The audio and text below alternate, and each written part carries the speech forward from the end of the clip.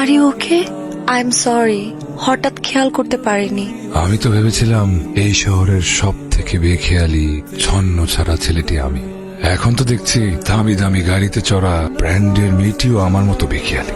আমার কারণে আপনার প্রিয় গিটারের তারটা ছিঁড়ে যাওয়াতে আপনি ভীষণ হার্ট হয়েছেন, আর এটাই খুব স্বাভাবিক। পৃথিবীর প্রত্যেকটা মানুষই চায় তার প্রিয় জিনিসটাকে খুব যত্ন নিয়ে আগলে রাখতে। I am really sorry. সবাই সরি ডিজার্ভ করেন, আমি খুব সামান্য একজন মানুষ। সামান্য থেকেই তো মানুষ একদিন অসামান্য হয়ে ওঠে। এক্সকিউজ মি, কেউ কি আছেন? ভেতরে আসেন। গতকালের কথা ভুলে গেছেন?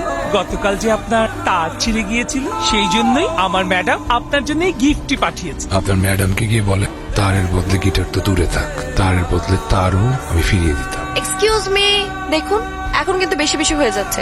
আচ্ছা, আমার অপরাধটা কি বলেন তো? আপনি যদি অপরাধী হতেন তাহলে তো আপনাকে আমি খুঁজতাম। তাহলে আমার দেওয়া গিটারটা আপনি ফিরিয়ে দিলেন কেন? কারণ ছোটবেলা বাবা মা আমাকে শিখিয়েছে অপরিচিত কারো কাছ থেকে কোনো কিছু না নিতে। কি?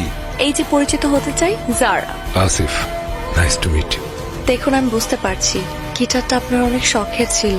এটা নষ্ট হওয়াতে আপনি আমার উপর এখনো রেগে আছেন। সত্যি কথা বলতে আমি আসলে রাগ করিনি, কষ্ট পেয়েছি। গিটারটা আমার বাবার দেয়া শেষ স্মৃতি। সেদিন যখন গিটারের তারটা ছিঁড়ে যায় তখন আমার মনে হয়েছিল তার ছিঁড়েনি, আমার হৃদয়টা ছিঁড়ে গেছে।